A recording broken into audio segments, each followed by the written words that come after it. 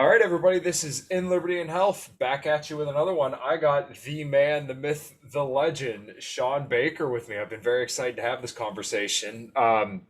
He's come out pretty outspoken recently on Twitter, and I'm really, really liking it. I kind of expected the man to come out with some fight, but he's fighting the good fight. Shawn, how you doing? Man, I'm good. I'm good. Good to be here. Life is good. I'm happy. I got a ribeye looking at me, waiting to eat here in a few minutes. So things are good. Absolutely. Nice, nice. Well, real quick, just give us a rundown on who you are, and we can start getting into all the different nasty stuff that is facing us today. Yeah. So, first and foremost, I'm a father. I'm a I've got four children of my own. I've got a supportive partner. I am, by training, I'm an orthopedic surgeon, so I went to the traditional medical school route. I've been a lifelong athlete. Had the fortune to compete and win world championships and break world records in a number of different sports over the years. I am an advocate for nutrition and lifestyle for treating disease. I'm the author of something called the carnivore diet, which is very controversial. I'm the founder of a tech health company that is basically taking people and getting them healthy, reversing diseases, getting them off medications, which is what I think physicians should be doing in the first place. And I'm very critical of you know. I think the healthcare industry is broken, and I think we're seeing more and more signs of that as things progress. I think more and more people are realizing that. So that's briefly who I am.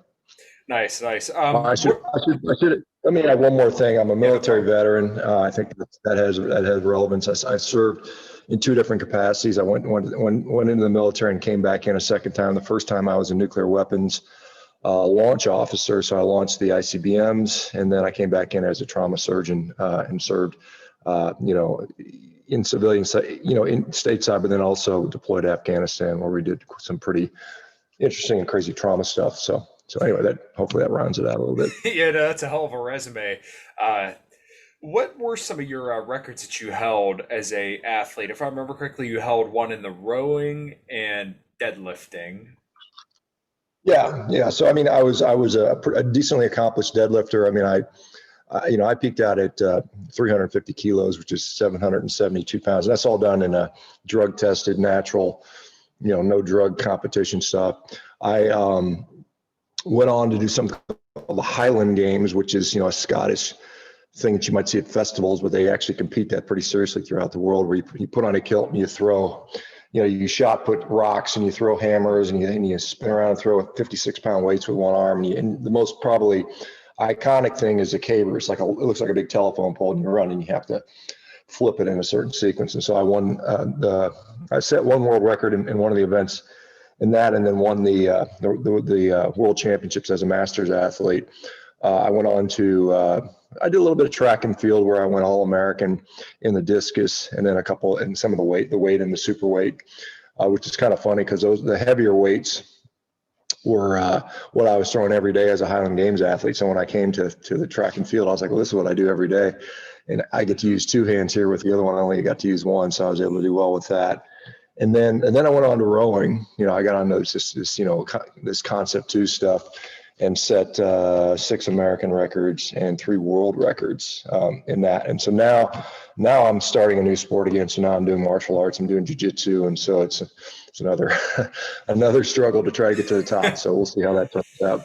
Yeah, it's funny. It's about 2 years ago. I remember starting to row, and your record row was a minute and 14 seconds, if I'm not mistaken.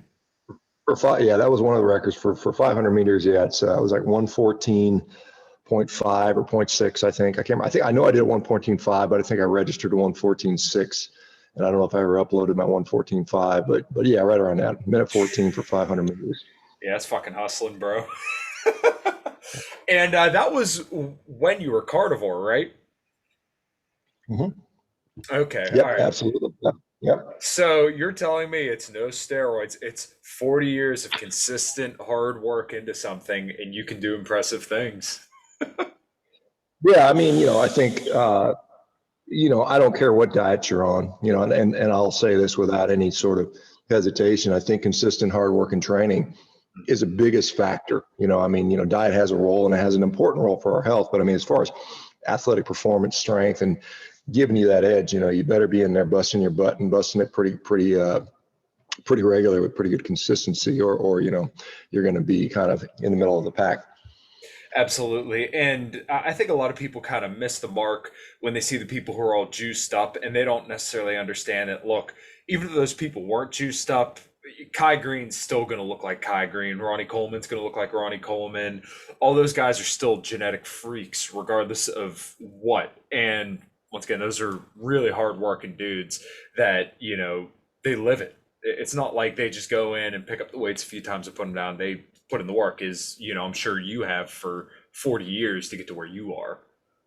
Yeah, I mean, my understanding, and like I said, I made the decision to do it without drugs, and I'm not going to cast moral judgment on anybody that does, but I think it's about a 10 to 15% benefit on strength. If we look at the strength world records, usually the drug use records are 10 to 15% higher than the non-drug use. So I mean, if you're 90% Ronnie Coleman, I mean, you're pretty friggin' freaky and big. I mean, I've seen some incredibly strong people in the world of powerlifting that, I mean, they're just, these guys are, deadlifting 800, close to 900 pounds.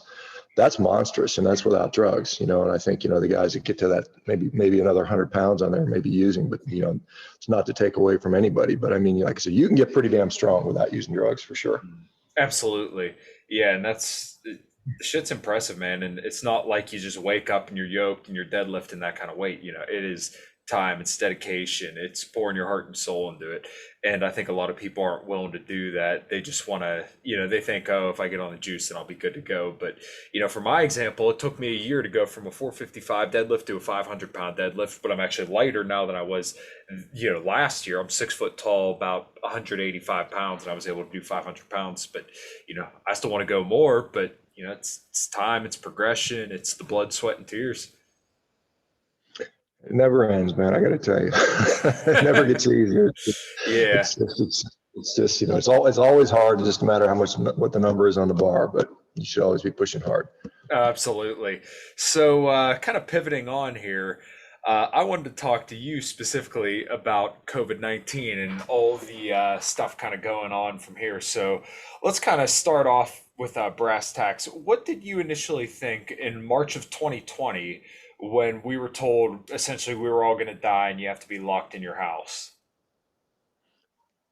I was, even then I was somewhat skeptical of that approach. I mean, there's really every single bit of knowledge we know about medicine is there are people that are at risk for whatever it is. The host is always an important factor. And so anytime you have an infectious disease or really any disease, the outcomes are always worse in the elderly, in those people that are, metabolically compromised in some way, they're suffering from chronic disease or immunocompromised.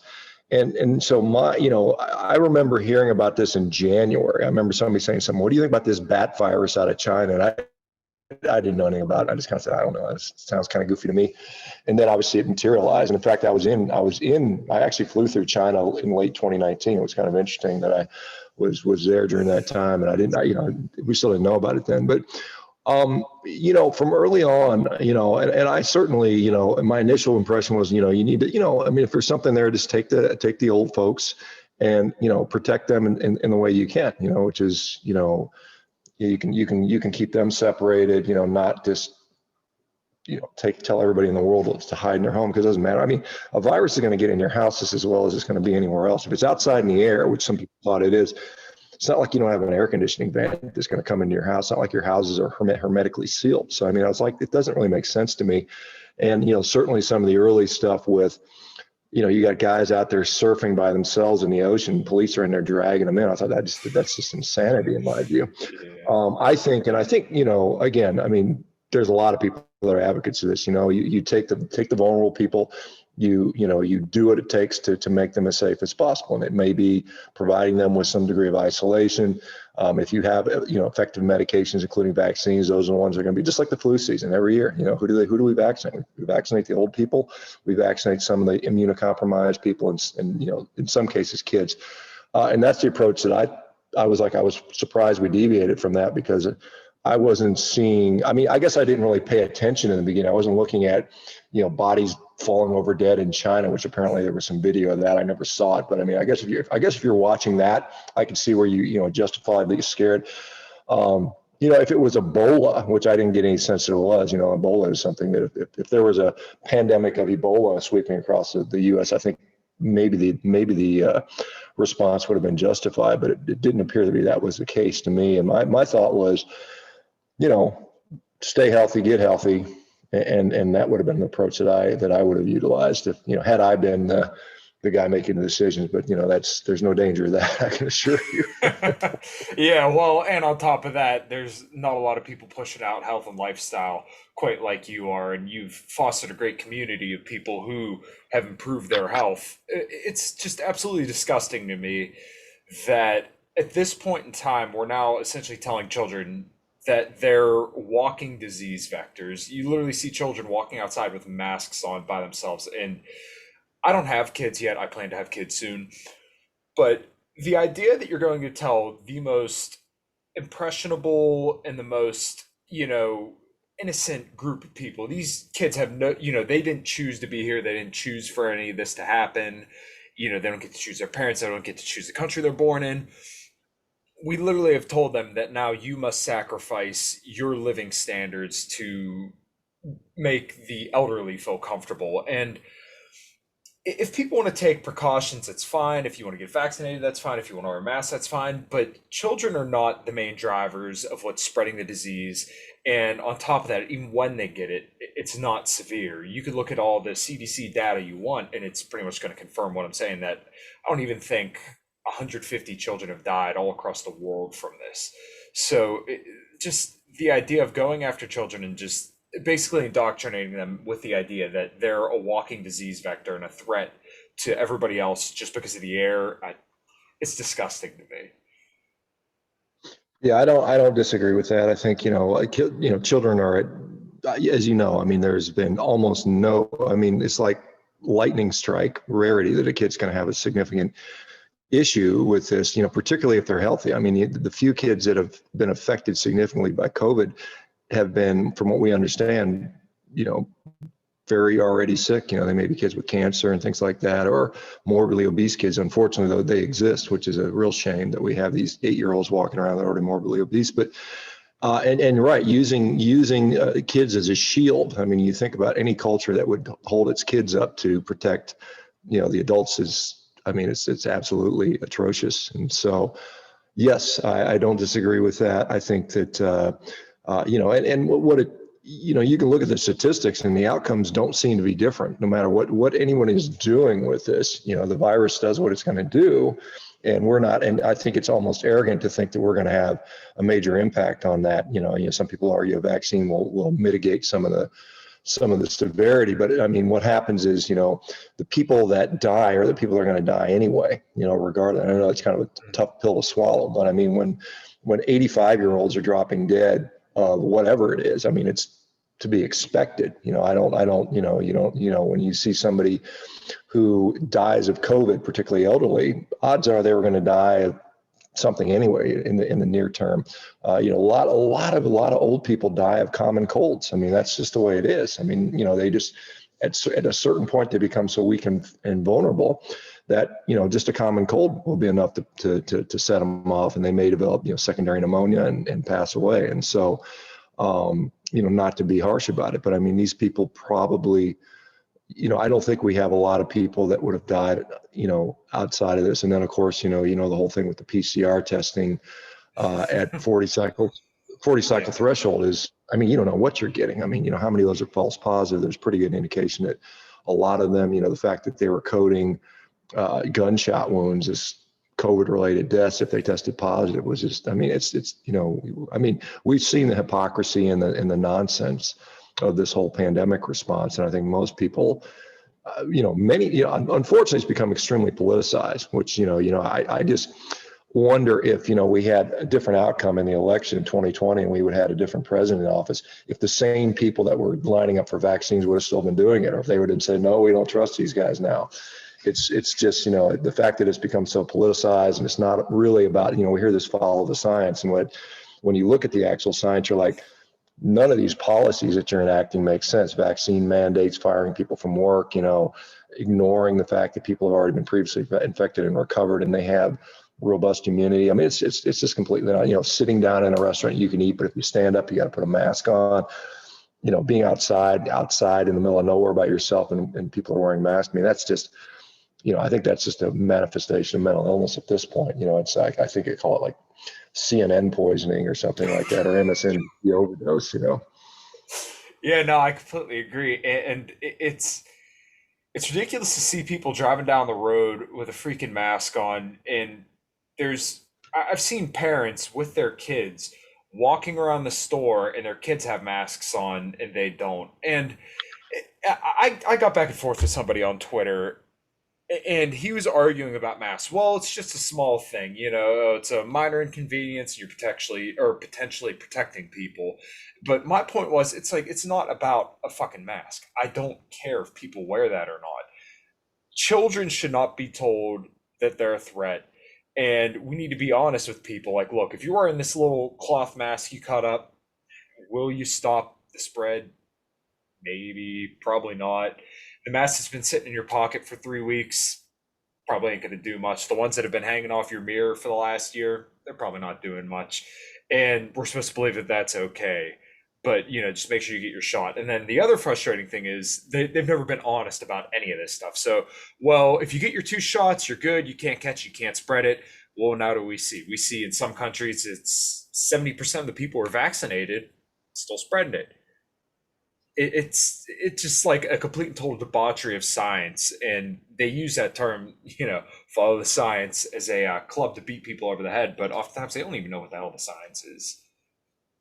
Well, I mean, I think that, and one of the problems is, you have people that make these kind of crazy claims. It's nanotechnologies. You've got little robots in your bloodstream, or they're going to magnetize you, or it's designed to kill the population. I kind of try to distance myself from that. My thought is, the vaccines, like any other, every time I've been in medicine for many years, and new procedure comes out, new drug comes out, everybody gets excited, they make these big wild hype claims, and they never live up with that. And so when they come out and say these things are 95% effective, and again, that's relative risk reduction, it's not absolute reduction. The absolute risk reduction is like 0.5%. It's something, it's like there's no real difference. I saw a nice little meme that was saying, Pfizer announces by taking the vaccine, the risk goes from almost zero to almost zero. It's like no change at all. And Yeah. but I think what happens is, they put this product out there, the government spends $500 billion or whatever we spent to acquire all the doses, and then we find out, well, yeah, maybe it wasn't as good as advertised. Now it's only 40% efficacious after 4 or 5 months or whatever the numbers are, and so now they're like, well, guess what? You need to get another one of the same thing that didn't really work that well in the first place. And then they're on to, they already are talking about the 4th dose, and it's 4 doses within a year for some people, which is just, it's just not a good product. I mean, they basically sold the government a lemon, and the government is trying to, use all those things up, that they've got sitting in stockpile. And so I think it's just a not a very effective or not as effective as they thought it was. And so now everybody's making excuses for it, and we're redefining the definition of vaccines. And well, don't you know, it doesn't, we all heard the promises, Joe Biden, if you get the vaccine, you won't get sick, you won't spread it, you won't die. And then, what 3 months later, well, yeah, you may spread it and you may still get sick, well, and you may not die, but you still might die, but get it anyway. And it's just complete nonsense. And the real thing is, here's the deal. I mean, the people that get vaccinated and they still get sick, and some of them go on to die, unfortunately, these are the same people that, whether they got vaccinated or not, the same thing would most likely happen to them. These are the people that haven't taken care of their health. They've gotten into this immunocompromised group for whatever reason, whether it's morbid obesity or uncontrolled diabetes, or they have something else. These are all things that potentially they could have worked on. I mean, not everything you can't fix. You can't turn a 90-year-old into a 20-year-old. You can make a 90-year-old healthier, I can tell you that. And you can take someone who's diabetic with out of control blood glucose. You literally can fix that within a week. I mean, I see that all the time. You can take somebody who's 58 pounds overweight. they can lose 20 pounds in a month. I mean, I see that literally every day. In fact, I do that every day. So, I mean, the fact that our government has sat there for now 21 months and kept saying, wear a mask, wash your hands, stand apart, and get a vaccine as soon as you possibly can. And I mean, I don't fault them for saying some of that stuff. Some of that is not necessarily bad advice, depending on who you are. But the fact that they don't even mention, not even once, hey, this would be a good time maybe to see if you can lose a couple pounds. Maybe you should stop eating all this ultra processed garbage junk food. Maybe you should get outside and go for a walk. Get out in some sunshine, do a couple push-ups. I mean, that would be a message which would, to me, if that was a message, I would say, okay, I'm more likely to believe some of this other stuff because it's clearly not about health in the way that I think of health. I mean, I think it's, I mean, obviously we all see how much money, these companies, Pfizer and Moderna and J&J, particularly the first two, are making on this stuff. I mean, they are literally making hundreds of billions of dollars. This is some of the best year they've ever had. And of course they're like, well, we're going to need to make this an annual thing. We got people in the UK saying this is going to be with us for 5 to 10 years. And of course, the people from Pfizer just, they're looking at their stockholders and their the board of directors, and they're all, they're jumping for joy, doing backflips with this stuff. And then of course, we see that the drug companies basically own the media. I mean, it's undeniable. I mean, every ad's paid for by Pfizer. Well, I mean, in some way, in some shape or form, you better be, not critical of those guys. And then they also own the regulators. I mean, we've got this regulatory capture where the FDA gets something like 45% of its overall funding from the drug companies, and then 65 of all their new drug approvals, the funding for that comes from the drug companies. And so, they're like, well, we're going to pay for our drugs to be, and some people claim it. It costs a lot of money and these guys need to pay their fair share, but we see the conflict of interest there. There's no doubt about it. And so we've got this issue. CDC, same thing. I mean, the CDC gets funded from drug companies through different foundations. And so it's really, I mean, it's a fox guarding the hen house, I suppose, if you want to look at it that way. So anyone that dissents from this opinion is, ridiculed, mocked, run out of business. You've got doctors their licenses being threatened if they dare not toe the line. I mean, I've never, this is obviously complete, disregard for, human rights, for the Constitution of the United States, First Amendment. All these things are just being thrown out the window in the name of quote unquote safety. And, Ben Franklin says, those guys that don't want to trade, freedom for safety are going to get none. That's kind of what we're seeing now. Yeah, that's 100% the truth. And they are essentially trying to set up this apartheid caste system where you have a basic group of people who have rights and then a basic group of people who don't. Because, if you could show your vaccine passport, you're up to date on your shots. It's no longer, did you get the vaccine? It's, are you up to date? Because they're pushing all these boosters. So you bring out your phone, you go to the restaurant, you show your vaccine passport. And if you don't have it, you don't get in. And it literally is a two-tiered system where you have, like I said, a group of people who have rights and a group of people who don't. I can't imagine anything more disgusting than that. And it is under the guise of safety. But, is it really, when these vaccines all along have proven to just be very mildly effective? I don't want to say not effective, because I know people who got it and, were vaccinated and their case wasn't too bad. But it's not this end all be all, especially because they keep pushing booster, booster, booster. You got to get up to date, and you still have to take all the preventative measures. They've never set up this end plan. It's ridiculous. Well, I mean, it'll be interesting to see now that they have some therapeutics that can come on the market, which, are, these protease inhibitors, zinc ionophores, the same thing, some of these other medications, which they've basically banned, and they're basically replicating their same mechanism of action so they can put it under patent and make, whatever, $50 a dose or $100 a dose, whatever they're going to charge for it. And we'll see if that changes the tune. And, the other thing is, once, let's say this new variant, this Omicron variant, proves to be relatively weak, as far as causing disease and serious complications, as it seems to. And then this, and we see the natural evolution of what we see with most viruses is that they fizzle out and become, more transmissible, but less, it becomes like a common cold. And then it's like, okay, so then at this point, you have to say, well, pandemic is over.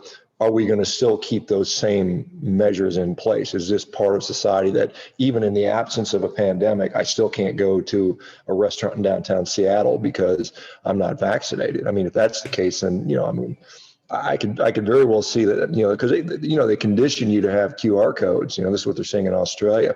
In Sweden, they're microchipping people. Yeah, Sweden, they're actually people are volunteering to be microchipped. They're putting little, like you tag your dog. They're putting stuff in their skin, in their forearm, in their hand, and we're seeing that is what some people are willing to accept that, and they don't understand the implications, the bigger implications as to where it can go. I mean, pretty soon we'll be seeing, they'll be able to track everything you do and everything you use, and then they may assign some degree of value or lack of value to what you do. Like if I go to the grocery store and buy 3 packs of ribeyes, like I just did, they may say, "Hey, bud, you've exceeded your meat limit for the month. You're done. We're not going to let you buy any more stuff. You can't go to the store because you got to scan your QR code.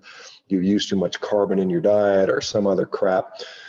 So obviously, people with some common sense need to say this is not how we need to proceed in society. Right, I completely agree. I guess we'll kind of move on from the COVID stuff. Maybe I'm sure everything will wrap back to there just because it's so in your face anymore. But when you kind of came out taking a firm stance against the COVID regime, if you will, for lack of a better term, um, did it seem like the people within the Rivero community were with or against you? I feel like, in my opinion, you could tell me if I'm wrong. Um, People who are eating, an animal-based diet are already kind of opposed to the mainstream, so they're probably more likely to be skeptical of, the corporate press's advice or whatever they're going to say. But, maybe there's some people that just bet on the narrative. So yeah, what's kind of been your experience within Rivera or MeatRx? Yeah, well, I mean, first of all, I've never told anybody you shouldn't get the vaccine. That's a Of bioweapon. I've always course, said it's yeah. something you make a choice, discussing with your doctor. In some cases, it makes sense, and I've been very much, opposed to mandates for this. Like I said, I've had so many damn vaccines. I was in the military. I had anthrax, Syria. I've had, yellow fever. I've traveled over the world. I had all that stuff. My kids have been vaccinated with their childhood vaccines. I'm not, in that situation, and I think I've been very clear about that. But yeah, I mean, within this community, yeah, we've got people that have been, they've kind of the sort of healthcare system has let them down. They realize the problems. I mean, they did their time. They did their 10 or 20 years in the healthcare system and didn't get, just were worse for wear. And, same thing with the nutrition guidelines. We see this, push to eat, a little speck of meat and then a bunch of, legumes, beans and pulses and a bunch of broccoli. And people have tried that as well and found out that they were lacking for whatever reasons, and it made their health worse in many cases.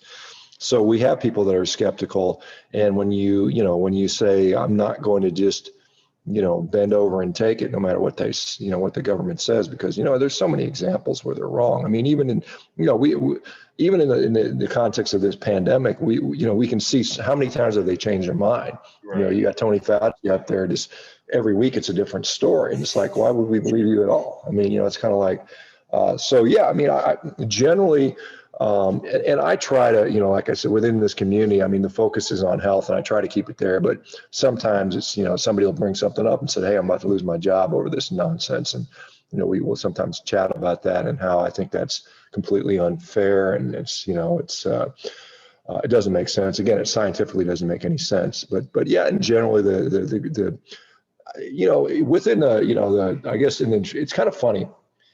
I have been, very critical of vegan diets over the years.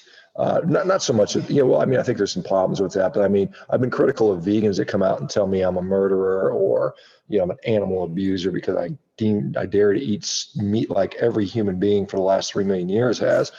And so I'll push back on that. And so I always go back and forth with certain vegan doctors, but it's interesting. A lot of the vegan doctors themselves have kind of pushed back against this whole pandemic narrative too, and they're doing the same thing. And so I've seen some interesting alliances, and we're all like saying, lifestyle is important, however you get there, and reliance on drugs, is just supporting this industry, this pharmaceutical industry, which is basically, converted healthcare into disease management.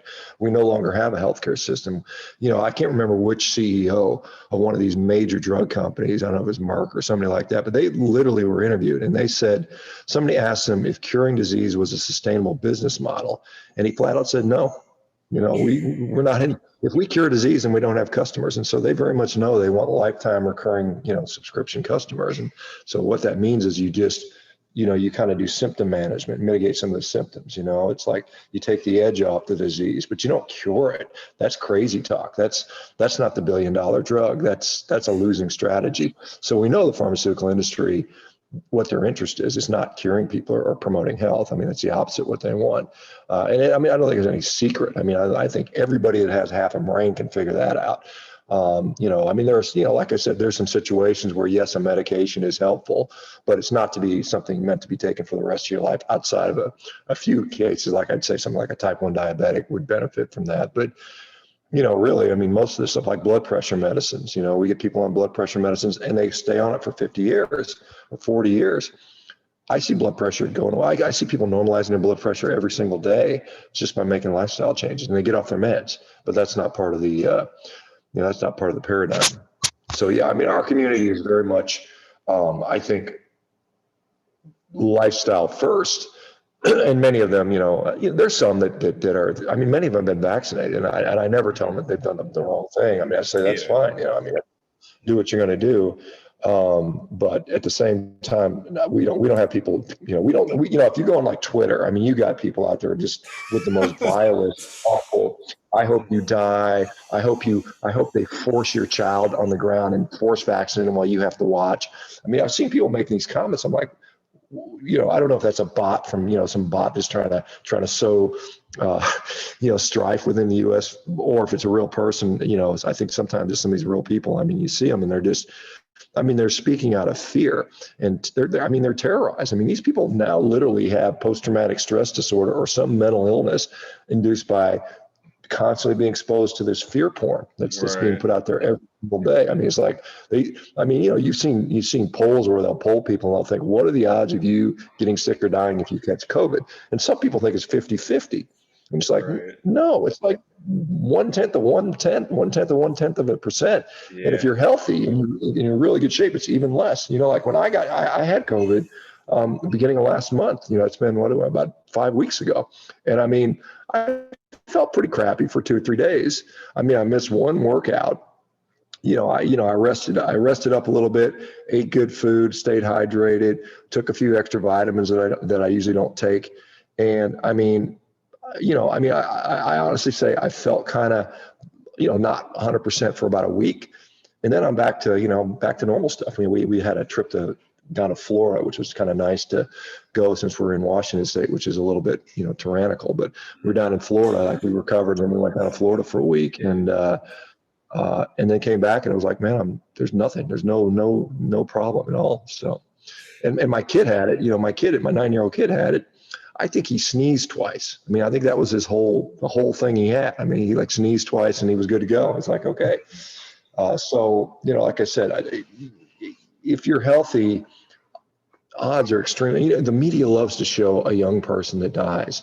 It's like, and then they scare all these people. They're like, oh my God, there's a young person that died. Well, guess what? I could find a young person that died of anything. If you wanted to look at that, you could say, Yeah. cancer, heart attack, whatever. I mean, there's all kinds of things where you can find examples of, it's like saying, well, I knew an old guy that lived to 106 and he smoked and drank every day. And then you're like, well, that's not really a good reason to smoke and drink every day. I mean, but some people would say that's the same argument, but in reverse.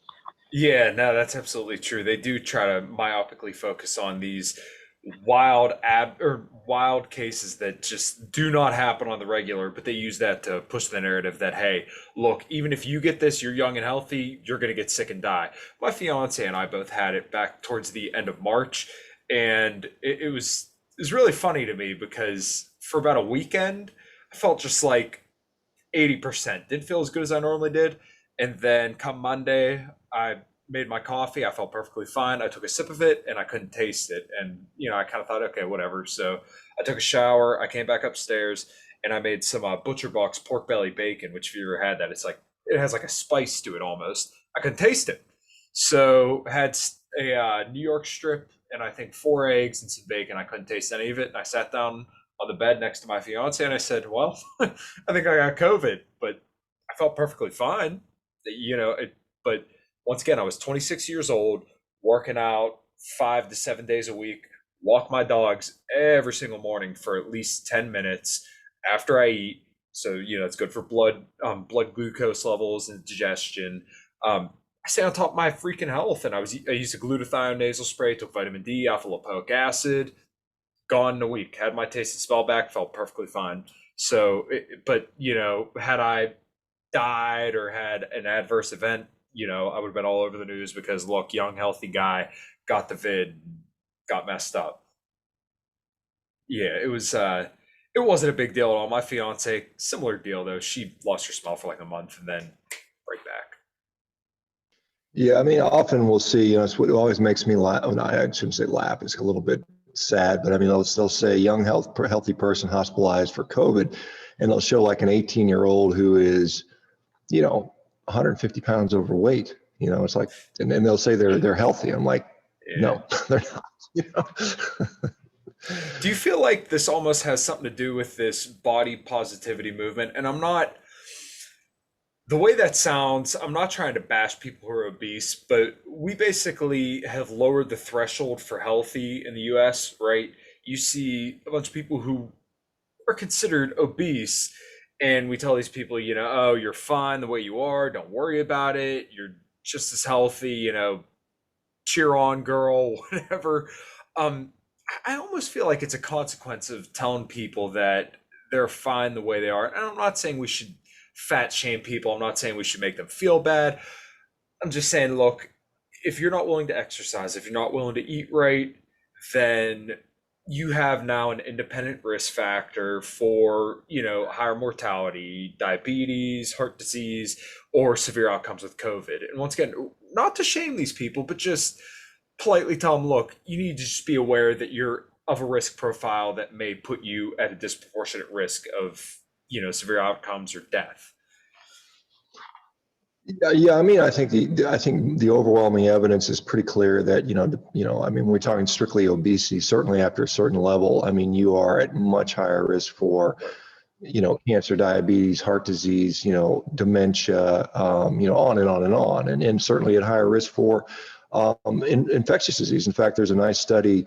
It came out early in 2020, and it was talking about the lessons we've learned from influenza and what they have as far as a potential impact on COVID. And they saw that people that were obese, not only did they have greater risk that they would get sick, be hospitalized, be intubated, and die, but they also when they would shed viral particles for longer periods of time, and they would shed more viral particles, and populations that have large numbers of obese people, higher percentages, pandemic outcomes tend to be worse. There's higher mortality rates, even among the non-obese. I mean, they just kind of brew these more virulent viruses, or they shed them for longer periods of time. And so that's something that no one wants to talk about. I mean, I've quoted that study a number of times. There's many other studies like that show that. And so if you were going to say who is putting people at risk, I mean, the honest answer would be these people that are metabolically compromised, not who's vaccinated or not. I mean, that doesn't seem to hold up with regard to transmissibility, at least not to the degree that they're trying to make it out to be. But yes, I mean, this body positivity, healthy beautiful at any size. I mean, beauty is in the eye of the beholder. I mean, I think that doesn't really, I don't care if you think someone who's 400 pounds is beautiful, that's great. That's up to you.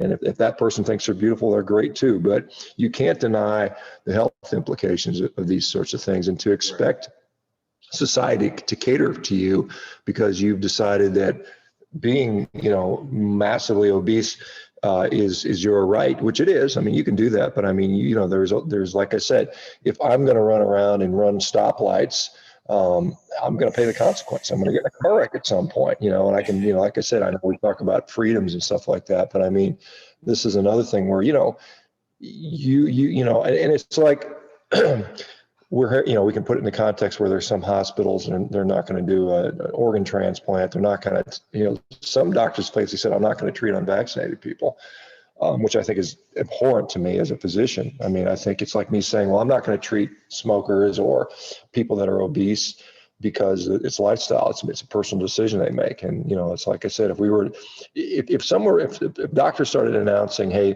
we're not going to treat obesity. We're not going to, anybody who's obese is not going to be allowed in our hospital. I mean, you can't imagine how many lawsuits would go up, and everybody on social media would be screaming, and you'd have, nonstop coverage in the news about that, and that type of stuff. But it's okay to discriminate against other people depending on their personal beliefs a lot of times. So Yeah, well, yeah, but I mean, yeah, go ahead. oh no, I was just gonna say, essentially now we're discriminating based upon whether or not you've taken uh, made a medical choice between taking a drug from a big pharmaceutical company. That's going to decide whether or not you can do certain things, and like you said, now whether or not some doctors will operate on you, which, you know, I'm a mechanic, right? As long as it's a GM car coming to the GM dealership that I work for, don't care. But that's it. I don't care if you're black. I don't care if you're vaccinated. I don't care. Just give me your GM, your Cadillac, Buick, GMC, Chevrolet. I'll fix it up. I don't care. But this idea that as a doctor you would say, well, I'm going to decline treating somebody because they didn't make this medical decision that I agree with. It's wrong. Well, and like I said, yeah, I think at least in this country, in the United States, you see there's a significant percent of the people that overwhelmingly disagree, and you see, what Right. Biden's popularity numbers are. I mean, I think last time I checked, I think they're in the mid 30s, and maybe still falling. And so, I mean, some of that, and you've seen all these federal courts have now shut down pretty much all of his mandates, Hmm. at least temporarily. No one agree. The majority of people, I think, disagree with that, and we see these. It's kind of funny when you talk to the average person. I think most people are kind of normal and rational. They disagree with this stuff, but then they come out with these media these media polling data, which is just nonsense in a lot of cases. Like, who did you ask? And I mean, that's the other thing. We see that because this has been politicized, and we know that the social medias tend to lean, one way politically. They're happy to discriminate against these people because they're basically their political enemies. Now, again, I think if the situation were reversed, and you had, and that may happen in 2022. I think we're going to see a big backlash where there's going to be a lot of people thrown out of office based on this. But, if if say Trump was in office right now, and I'm not a diehard Trump fan. I was really apolitical. I mean, honestly, it pissed me off that I had to get dragged into this politics because I was like, I generally want to just be left alone, Yeah. not do this stuff. But I mean, it's, when you start becoming these tyrannical craziness, it was like either say something or be complicit, and I think this is the same thing. Talk about, some people use these analogies of, 1930s Germany, and people are saying, well, how the hell did that happen? Because so many people decided to look the other way and say, oh, it's not that bad, and oh, it doesn't affect Hmm. me. And we, all of us clearly see that what these implications, where things are going, and they are going to affect you and affect all of us. And so, um, but yeah, but I think if the tables were reversed and he was still in office, you wouldn't see the same level of discrimination. I mean, I think what would happen is,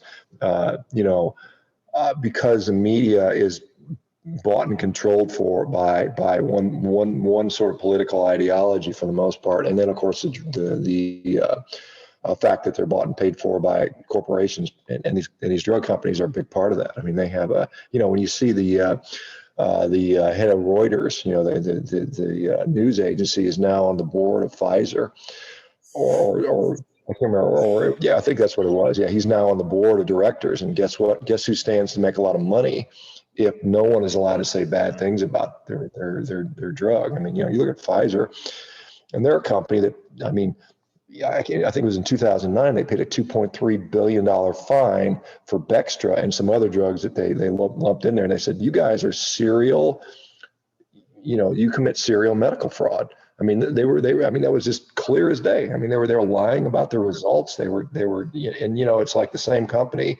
And now we're starting to see evidence that, you know, their clinical trials were questionable. They were cutting corners. Maybe they were disregarding some adverse outcome events. At least some people are suggesting that, which wouldn't be surprising since they have a history of doing that. And so it's one of those things where it's like, how do you just blindly trust these people?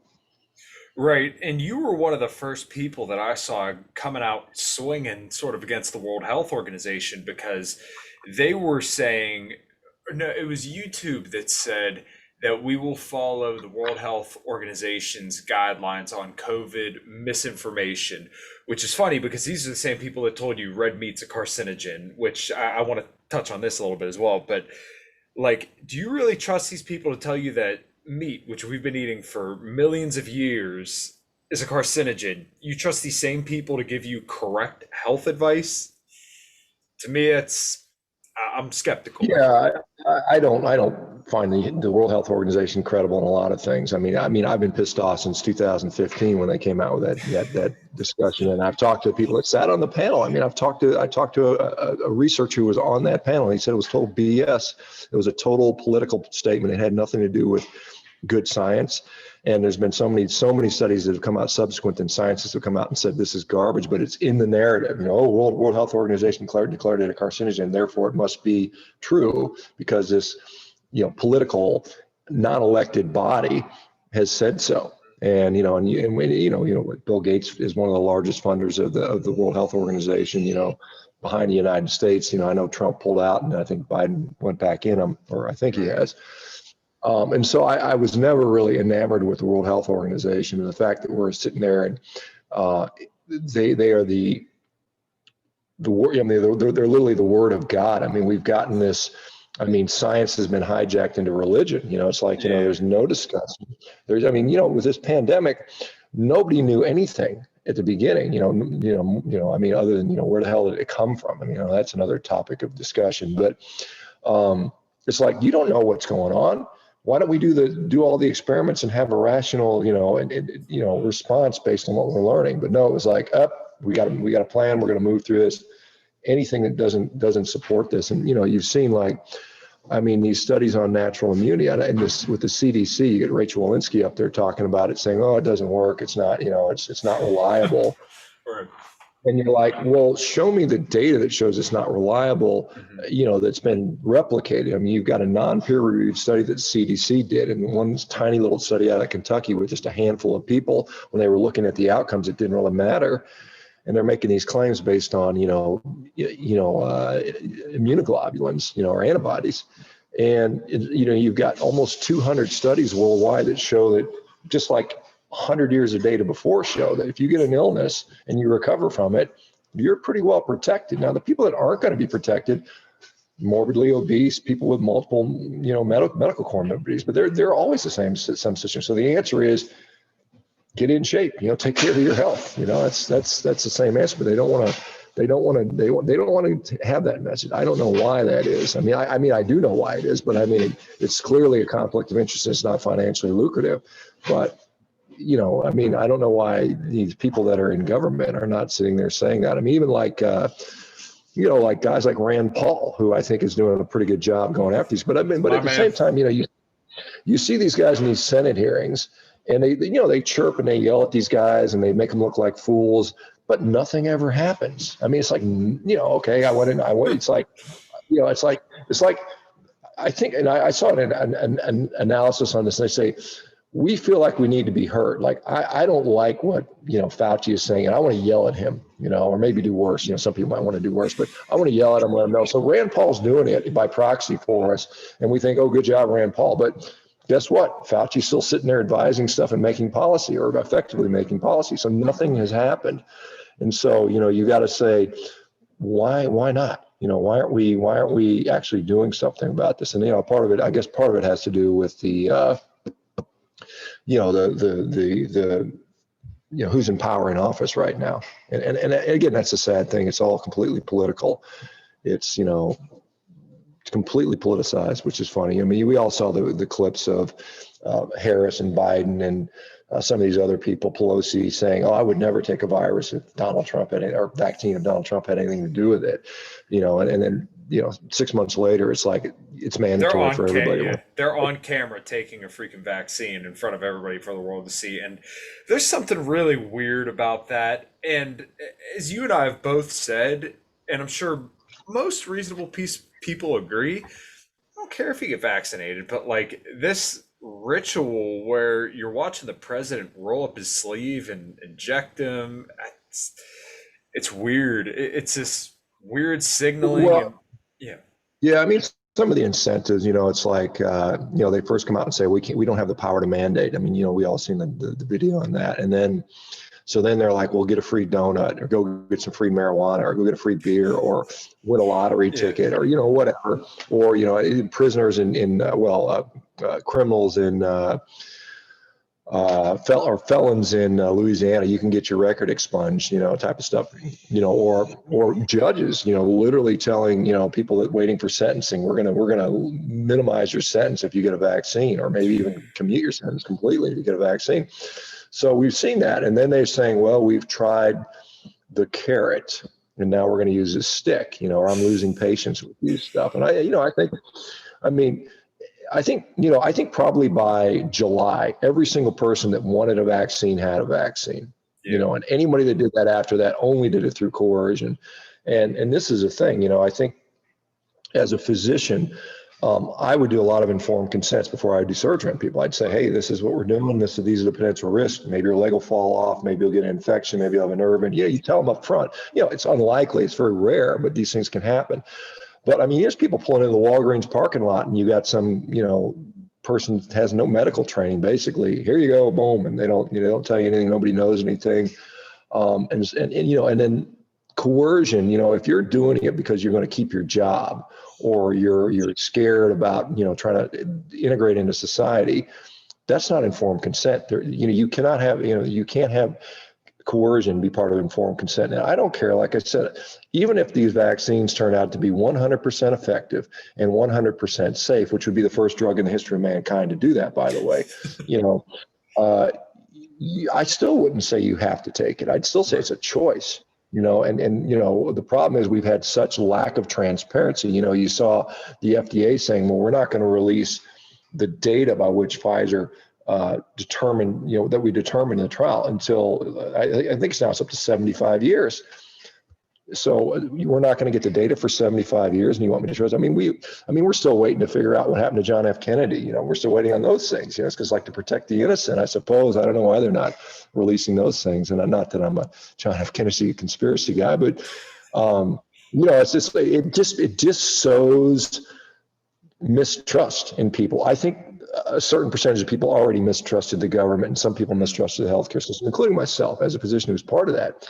But now it's like 100 times worse because we're seeing this, nonstop lack of transparency, nonsensical policies, and just complete, what appears to be complete lying, and then it's just, and then sometimes it's so obvious. I think it's, oh gosh, who was that? Maybe it was Solzhenitsyn who said, we know they're lying. They know we know they're lying. They continue to lie, even though we know they're lying, and on and on and on. They don't care. It's like, we know, yeah, we're lying to you guys, and we don't care.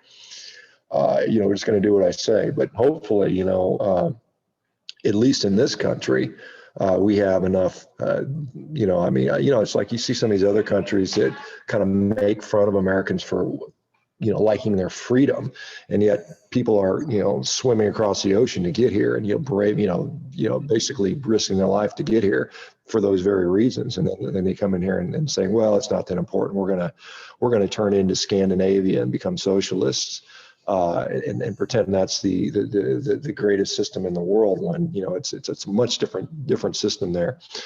I think we have so many different people in the U.S. that value their freedom, including military veterans like myself. I didn't go to friggin' war and and serve my time just so people can piss away our God-given rights. It's crazy. Yeah, absolutely. And it does seem like there just is zero appetite for everything that's going on now. You mentioned the approval ratings earlier. It's just because these are transparently horrible human beings. I mean, Joe Biden is the city cards guy. They call him up whenever they need bailed out. Kamala Harris is just transparently a horrible human being through and through.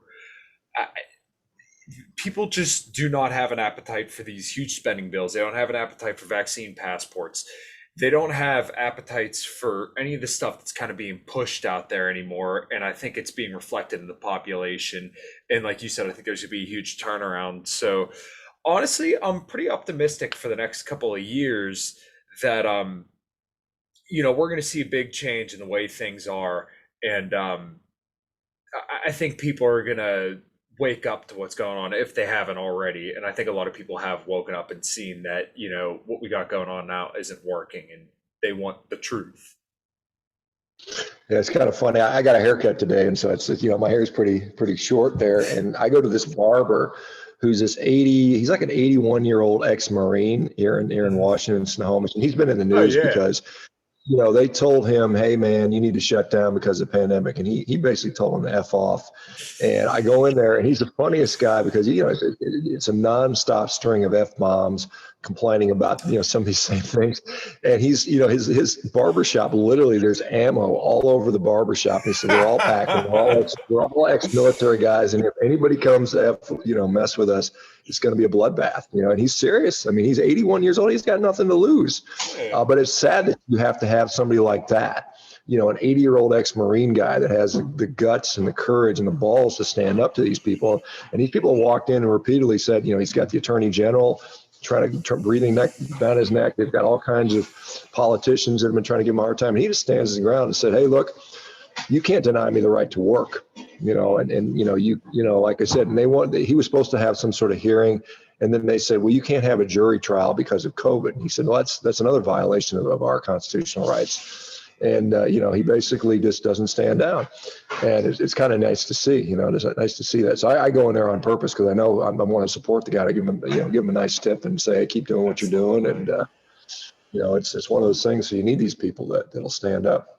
Yeah, and it's really odd to me because throughout history, it was normally the younger people that were supposed to be the revolutionaries and kind of lead the charge. But it seems like the elderly who were trying to protect, right? It seems like they're the ones that are even more outspoken than people my age. And don't get me wrong, there are some people my age that are standing up for it, but most people around my age, millennials and even younger, are okay with walking to the bus stop in a mask and, being locked in their home and receiving a check from the government. But I don't think they understand psychologically that hurts people because you get value from your work and you feel good about yourself when you earned a check, and when you stand up for things that are clearly right, which what we have going on right now is clearly wrong.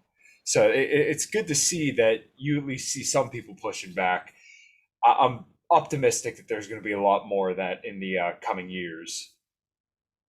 Yeah, I mean, and I don't know, maybe I gravitate to those people because, I go to I start taking, doing jujitsu, and the whole jujitsu gym is like, they don't care. I mean, like I said, you're during a whole pandemic. I mean, you're literally rolling with people like smothering you, it's kind of like, Yeah. it's survival of the fittest. And I think there's some degree of that makes kind of sense. But we've got, I mean, we've all seen the meme about, hard times make tough men and tough men make easy times and easy men make, or tough, easy times make soft men. We're in the period where we got all the soft men.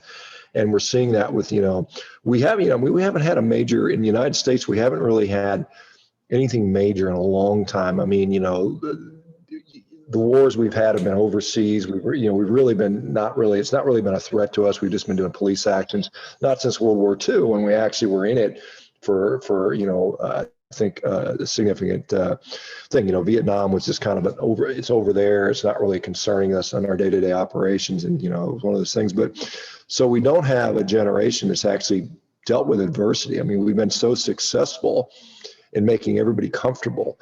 And, it's kind of like the bread and circuses, it's basically, you've got your Netflix, you've got your junk food.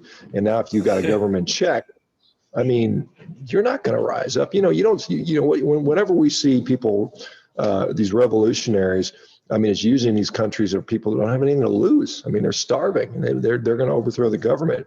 And I'm not that I'm advocating for that here, but I mean, I think, I mean, just to walk in a grocery store without a mask on. I mean, how hard is that? I mean, it's like it's. And I mean, that's what I do. I don't play that nonsense. I'm a surgeon. I wore a mask for 20 some years every day. I know what they do and I know what they don't do. And I'm under no illusions. It's protecting me from walking across a grocery store, or for that matter, protecting anybody else outside of extremely, extremely rare circumstances. And so, I'll go in there, and again, I'm in a pretty liberal part of the country, and I'll go in the grocery store, and out of 100 people, there might be 15 that aren't wearing masks, and we all kind of look at each other like, But I think the more people that are willing to do that, and then the funny thing is, you see the people with it hanging off their nose or on their chin. I'm like, just take the damn thing off. It's stupid. Why don't you just take it off? And the more people that will do that, the quicker we'll get through this stuff. And like we said, it's sort of mass civil disobedience and not cowering to these people that are basically power hungry tyrants. I mean, I don't know. You said would you say you're in Texas? Is that right? No, Pennsylvania. Oh, you're in Pennsylvania. So I don't know this. I know you got Dr. Oz running for Senate there, which I think is kind of comical, but yeah, a little bit. Yeah, anyway, it's pretty fucked up here. I mean, I would imagine in Pennsylvania, depending on what party you are, maybe in Philly and in Pittsburgh, it might be pretty. I don't know what the politics are there, but probably out in the country, I'm thinking, these people that are coal steel workers and coal miners are saying, screw this crap. I mean, that'd be my guess. Well, you have like Philly, Pittsburgh, and then everywhere else is like hills and trees. Everywhere I've gone since pretty much July of last year, kind of when everybody knew what was going on, it's pretty much like people want to go back to normal. Now that they announced the Omicron or whatever, there's there's a few more people wearing masks, but like I said, I don't think people really have the appetite for it. And most of the people that I work with, blue collar people, they got vaccinated, but they're like, look, I'm not going to keep playing this game, and we're not going to go run around wearing masks, and we're not going to lock shit down anymore. We just want to move on with life. Yeah, no, I think that's just a matter of doing it. Like I said, if there's there's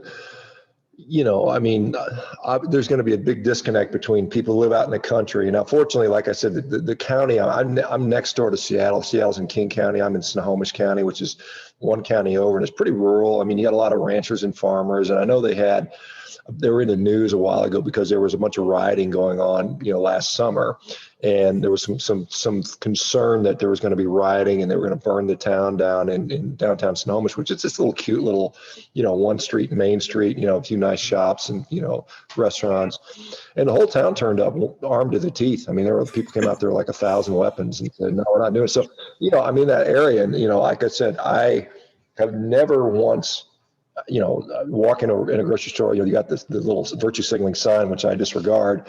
I've never had anybody say a word to me. Maybe being 6'5", 250 helps.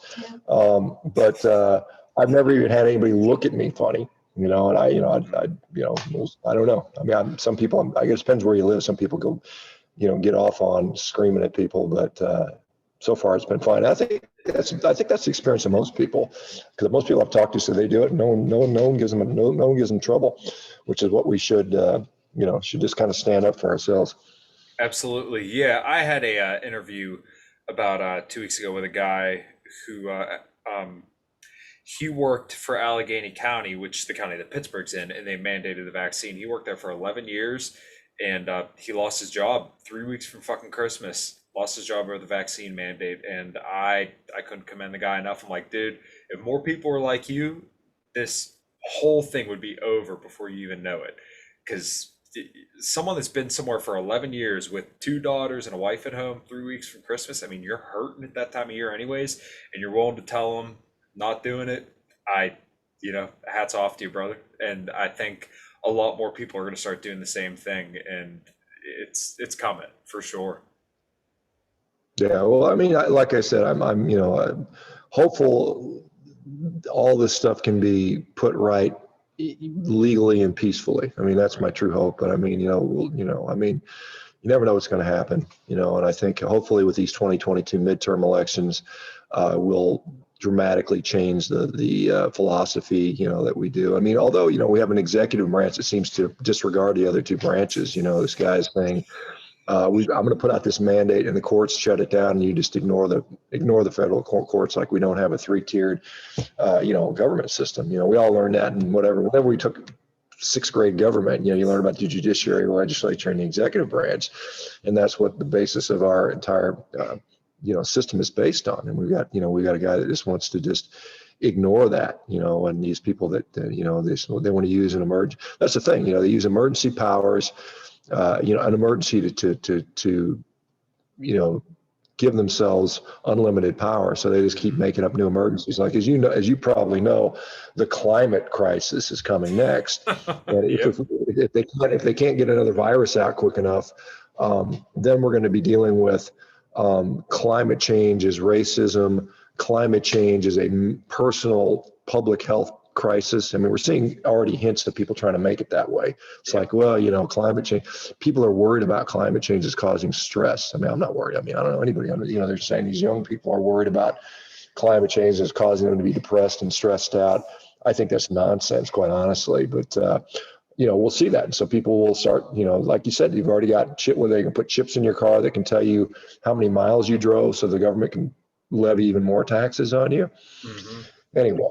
Anyway, it's a lot of stuff to push against. And like I said, this is coming from a guy who had no interest in politics, 2 or 3 years ago. I could care less, but this is just, and I think there's a lot of people like me that have kind of like, we wanted to be left alone, and you didn't leave us alone, and now we're pissed off. And it's not gonna, like I said, this is not a one issue deal, as you probably know. I mean, after this pandemic, you're gonna have the same people using some other excuse to advance their tyrannical, views, or their socialistic tendencies, or however they want to shape society. So we're all living in little cubicles, eating bugs, and and happy with nothing, right? Yeah, they're definitely pushing for it, and you're gonna hear never-ending cries about climate change once this is over, if it's ever over, or if they just decide to try and jam it down everybody's throat. Shawn, I've kept you for about an hour or so now. Let's kind of end on a good note. What do you see good coming down the pipe, and what do you got going on? Well, I mean, personally, like I said, I'm very optimistic about the company we're involved in with Revero. I mean, we are about to scale up pretty massively, so we become a full service health organization. We're going to help people. We're going to get people better. We're reversing disease. We're getting them off medications. We're changing people's lives, and we're returning strong people back to society. I mean, I think that's what we need. We need, as you are dependent upon the system, if you're unhealthy and sick, you are helplessly dependent upon the system because you're scared, you're anxious, you don't feel like you can do things on your own. But once you break free of that, you break free of the healthcare system, you become stronger, both physically and mentally and spiritually. Then you become, truly a free person that can stand up and see this stuff and be willing to do these things. And so I think as we have more and more of those people, because what's right now, we're creating more and more of the opposite. We have more people that are sick, more people that are, sick physically, they are depressed, they're sick mentally, they're dependent upon, government handouts or government policies. They don't want to do anything. They've got a lot of inertia going on. They're just, like I said, they're complacent. They're content to, particularly when you start with young kids, because young people don't know anything. I mean, they're used to, the mom and dad feed them, and they're like, well, I can just keep doing that. I've never been challenged in my life. And if the government says, hey, you can have a 500 square foot or 1,000 square foot apartment, we'll give you UBI of $1,000 a month, rent free. You can spend food on that. We'll give you some, you get a free subscription to internet and Netflix, and you got your VR glasses, so you can sit there and go into Mark Zuckerberg's metaverse and hang out and be a stud in the fake universe. And consume stuff, and they're easy. It's easier to shape. And so you've got, like I said, these people that have actually, that's when you talk about these older generations, like this 80-year-old guy who was Marine during, I think he was just after probably Korean War, I'd imagine. But these guys have actually seen and experienced life and know that hard work can get you somewhere, and not to depend on this stuff. Because, if you depend on the government, you're going to be sorely disappointed at some point, and it just makes you, it just disincentivizes everybody. I saw, there's a funny little analogy or story with some college professor. I don't know if it's true or not, but he basically said, hey, look, the students were talking about socialism. So we're going to do socialism here. So what we're going to do is we're all going to take a test, and everybody's going to get the class average. It doesn't matter what you score individually. We all get the same grade. And so they first took it. First week they took it, they got like a B minus. And what happened was the people that got A's were pissed off because no one else tried, and so they didn't try the next time. And then suddenly they were getting C's, and then finally they were all failing, because they're like, nobody wanted to work because there was no incentive. And anyway, I just had to say goodbye to my better half. She's walking out the door, but yeah. So I think like I said, we're in a situation where. It's a true turn. Never in my lifetime can I remember anything as far. Never in my lifetime have I ever experienced this. Maybe I've been asleep the whole time, but I think it's pretty in your face. When you see people in Australia being dragged out of their home and either forced vaccinated or dragged off into a quarantine camp because their crime was they knew somebody that tested positive for COVID-19 and they're negative themselves. You've kind of jumped the shark that something's crazy. And like I said, if you don't stand up and say something, then you are complicit.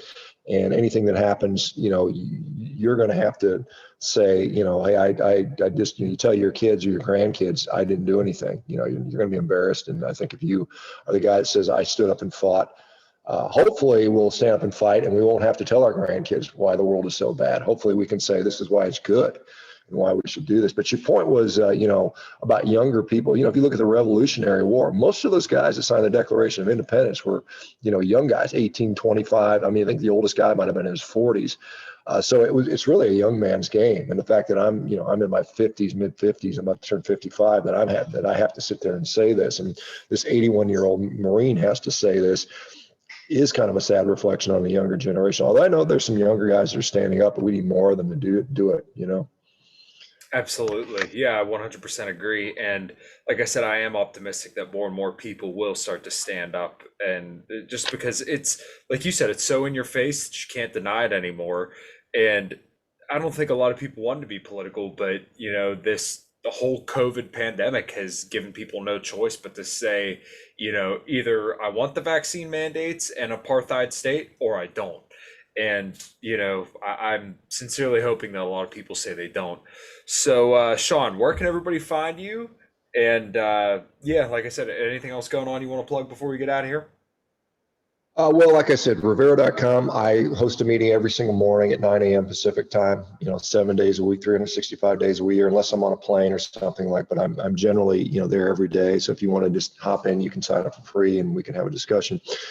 I'm on social media, sort of, except when I get kicked off. It's kind of funny. I've got an Instagram account. It's got about 200,000 people on that. That's Shawn Baker, 1967, SHAWNBAKER, 1967. I'm kind of constantly shadow banned on there, I think. It's just kind of hilarious.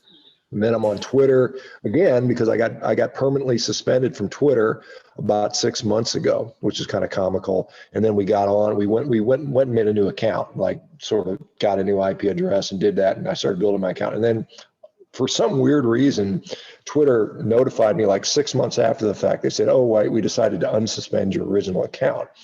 So I got back on that. So that's S Baker MD. I think the S and the B and the MD are capitalized. So S Baker MD. And so I get, I'm on there. And then YouTube, which is kind of funny, my YouTube channel has been growing pretty nicely. Although I'm suspended right now for 2 weeks. I think that suspension is up on like the 17th. And so I've been suspended 3 times in the last, I think, 4 months. And, I'm always on the verge of getting my channel canceled. So I don't know. I can't guarantee. I guess I just have to be very, very careful about what you say. You have to learn how to the new speak and the double speak or whatever the Ministry of Information allows. kind of craziness. But yeah, so I'm on there. Shawn Baker is just the channel, and I usually get on there and try to put a couple videos, short videos. Like I usually do like 3 or 4 minute videos, a couple Hmm. of them a day, and people seem to like the just to the point stuff. And so anyway, those are the major places that I can be found currently. Nice, Sean. Well, I think you're doing absolutely fantastic work. I think your community at Revero is awesome, and I hope that continues to grow. I think that's definitely going to be very important in the coming years, especially if things go drastically south. But I would love to talk to you again sometime. This is really cool, and it seems like you felt pretty good getting some stuff off your chest about some of the stuff that's going on. So just know you have a seat here at In Liberty and Health at any time. So Well, like I said, it's nice to talk a little bit more candidly. I don't know, maybe this will get taken down. Who knows? We'll have to see. But anyway, I appreciate it. oh, of course. Well, like I said, you have a seat here anytime, and I think a lot of people are really going to enjoy this. So until next time, everybody, have a good one.